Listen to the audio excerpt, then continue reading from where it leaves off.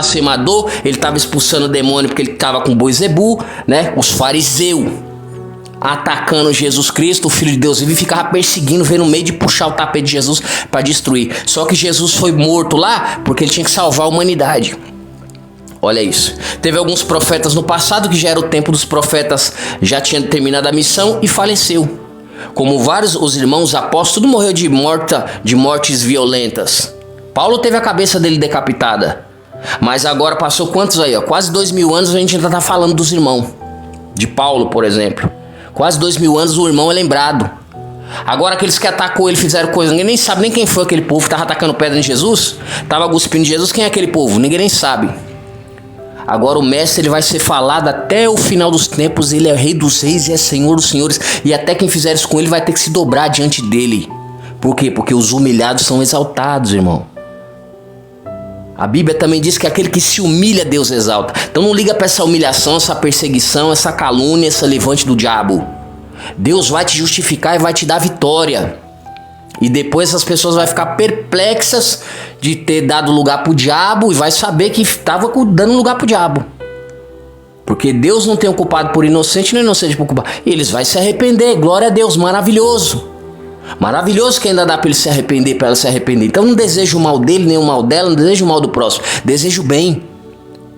A Bíblia diz que você tem que amar o inimigo e orar pelos que te perseguem. Apóstolo, mas não tem inimigo, não tem vontade de ter inimigo. As pessoas que não gostam de mim, que querem me prejudicar e tal. Eu sei como é que é isso. Então deixa na mão de Deus. Deus, ele é fiel para te justificar, para colocar as coisas no devido lugar, e no tempo certo ele te justifica e te dá vitória. O diabo sai envergonhado, perplexo. Nossa, não era assim. Eu tava maluco. Porque o diabo engana as pessoas. E às vezes as pessoas se deixam ser influenciadas por outras pessoas. E tem gente que influencia. Influencia. Entende? Influencia porque não é nem porque quer. Às vezes uma outra pessoa que ouviu de outra pessoa, que o diabo soprou, a pessoa às vezes acha que é, aquilo não é. É coisa da cabeça da pessoa. Às vezes é uma ilusão de ótica, que o diabo faz a pessoa enxergar coisa que não existe. A pessoa fica pensando, aí fala com o outro, aí o outro vai acreditando, aí vai falando pro outro, aí daqui a pouco tá todo mundo contra você. O diabo faz coisas surgir do nada. Você não viu que ele influenciou a terça parte dos anjos no céu? Ali conversa bonito, filho. Pegou aqui de orelhada aqui, ó. Pegou a terça parte dos anjos e arrastou tudo. De forma que uns anos atrás, o capa preta apareceu, chorando lá, entregou os projetos dele, que ele falou como ele estava entrando na igreja, e misturando as mentiras do inferno com as verdades da palavra de Deus. E as mentiras dele no meio das verdades estavam enganando muitos. Em cima do altar ele falou que estava subindo. Na época eu não sabia o que era. Agora hoje eu já sei o que é. É as falsas doutrinas criadas por homens, que traz fardos pesados, impedindo os irmãos de servir a Deus, de se casar, de entrar em comunhão com a igreja. Eu já falei algumas coisas. Quem me segue aqui já conhece muito bem aqui sobre essas questões aí. Tem muitas outras ainda. O diabo, olha como o diabo é sujo. Então é por isso que a Bíblia diz, se possível, Satanás enganaria até os escolhidos de Deus. Mas como assim, apóstolo? A Bíblia diz isso. Por quê? Porque não conhece a palavra de Deus, não conhece a doutrina de Deus, não conhece a sã doutrina. Inventaram uma sã doutrina e falaram que podia inventar a doutrina. Aí o diabo falou, não, agora é aqui que eu vou entrar. Porque é ele que criou isso aí. Porque a própria Bíblia já condena e já diz para ninguém inventar doutrina. Então como é que Deus dá uma revelação por irmão para irmã, que Deus mandou revelar uma coisa que a Bíblia está dizendo que aquilo não pode ser feito? Então a Bíblia está errada e o Davi Miranda está certo? Então a Bíblia está errada e o José Wellington está certo? Que cada um quer fazer sua doutrina, né? Errado. Isso é pecado. E isso é contra a palavra de Deus. Que isso fica bem claro aqui. A sã doutrina é para todos. Todos. Desde o judeu messiânico que acredita no Messias, até nós aqui que é o povo gentil de todas as igrejas do mundo. É uma só doutrina só, que é a palavra de Deus. Nem Paulo podia mudar a doutrina, nem os apóstolos podiam mudar a doutrina, porque cada um está querendo inventar a doutrina aí. Que heresia é essa? E aí que o diabo começa a cirandar.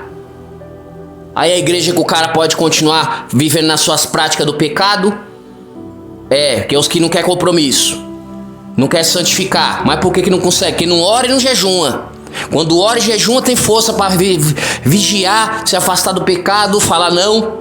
Mas é claro que uma hora ou outra acaba fraquejando e errando de novo. Aí vai pro jejum de novo, vai pra oração, pede perdão a Deus, se arrepende do pecado e vai jejuar e vai pedir força a Deus. Paulo teve seus momentos de fraqueza, os apóstolos aqui também. inclusive os profetas. Então não me vem dizer que anda em santidade, tá em santidade todo dia, o ano todo, a vida toda, até Jesus voltar, que eu não acredito nisso aí, que eu não tô vendo nada disso aqui. E aqui eu vejo é no oculto, é no profundo. Às vezes eu tô olhando assim, eu tô vendo até o pensamento do cidadão ali, da cidadã, que Deus revela. Isso é bíblico. Isso é bíblico. Elias via isso aí, Eliseu também, Jesus via isso daí, é coisa de profeta. Às vezes a gente olha, sabe a maldade que está no pensamento e a gente já começa a entender já o que está acontecendo. Sem ninguém falar nada. Deus revela. Na hora, assim, o pensamento da pessoa. Isso acontece. Já aconteceu comigo várias vezes. E depois ainda vem a confirmação do ato de tudo direitinho. Porque Deus ele ainda confirma. Que nem quando Eliseu estava lá o povo sofrendo, porque não queria Deus, não queria se aproximar de Deus, não queria amar as pessoas coisa nenhuma, fazendo inferno lá, olha lá. Aí o diabo, Deus permitiu o inimigo vir lá, cercar lá. Olha isso, o rei da Síria. E aí depois o rei queria prejudicar quem? O profeta. Aí a culpa era de Eliseu. A culpa é sempre do profeta. Ah, esse profeta não sei o que. Ah, esse profeta, a culpa é do profeta.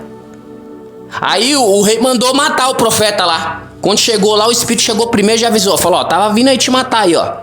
Fica ligeiro aí que tá vindo aí, ó. Aí quando chegou o capitão da guarda lá, ele direcionou a palavra pro capitão da guarda lá, que amanhã, naquele mesmo horário, o povo em Samaria ia ter o que comer, ia prosperar e ia vencer. E aí falou, você tá falando isso aí porque é mais fácil pra você. Porque ele tava achando que o profeta tava em choque de alguma coisa. O profeta não fica em choque de nada nem com ninguém não, porque ele sabe quem ele vem. Ele vem com os anjos guerreiros armados até os dentes. Que pode, com um só, passou 185 mil soldados na Síria. Por isso que o profeta é destemido, sem medo, ele fala a verdade, ele não tá nem aí não.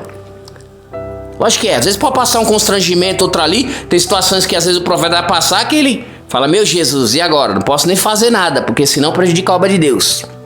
E aí ele passa o afrigélio, as humilhação e a calúnia, a perseguição ali, pelo amor à obra de Deus, coisa de profeta. Mas o profeta não fica em choque com nada nem com ninguém não, pode ser quem for. E aí o Espírito de Deus vem e revelou para ele. E depois que revelou para ele, depois chegou o capitão lá confirmando aquilo que era aquilo ali mesmo, ali, a pilantragem. E aí ele falou, você não crê não? Amanhã com seus olhos você vai ver, mas você não vai comer não. Aí o que aconteceu com a palavra do profeta? Eles acharam a riqueza lá, alguns três moradores de rua, tido como não fosse nada, como ninguém.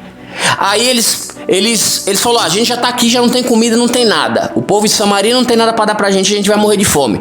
Então vamos lá na banda dos sírios lá, se a gente conseguir uma marmitex lá, tá bom. Se a gente não conseguir morrer, a gente já vai morrer mesmo. E aí eles foram andando e a Bíblia diz que Deus multiplicou os passos deles. E era quando eles andavam andando como se fosse um grande exército andando com eles. E ali começou a andar e caminhar e o barulho, e o exército do Sírio começou a escutar o barulho. Ele falou, nossa, acho que o exército do Sírio contratou os egípcios e veio aí contra a gente aí, vamos sair fora daqui. Eles pegou e saiu fora, largou barraca, largou os camelos, os cavalos, a riqueza, a comida, largou tudo lá. Saiu tudo correndo com medo. Por quê? Porque Deus deu vitória, porque os humilhados são exaltados. Sempre vai ser assim. E aí eles chegaram lá, quando ele chegou lá, o banquete, tava a mesa, tava tudo lá, comida, tinha riqueza, o cara não tinha casa, falou, nossa, essa mansão, eu vou ficar com essa casona aqui pra mim. Olha esse 4x4 turbo aqui, ó. E os caras começaram a ter tudo.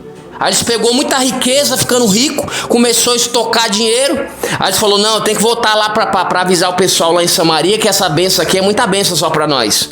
Não dá não, vamos ter que ajudar o pessoal lá. E aí eles foram e avisou.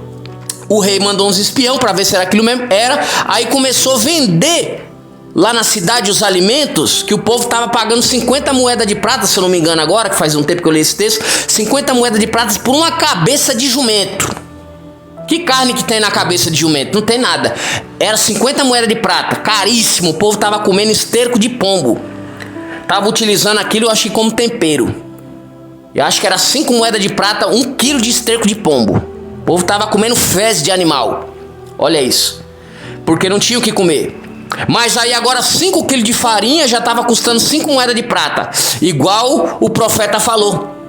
Então quando o profeta fala, se cumpre. Aí aquele capitão que fala, isso aí não vai acontecer não. Não é que Deus abrisse a janela do céu, isso não ia acontecer não. É o incrédulo, que não crê em Deus, não tem fé, não acredita no poder de Deus. Aí ele falou, tá bom então. Então amanhã você vai ver.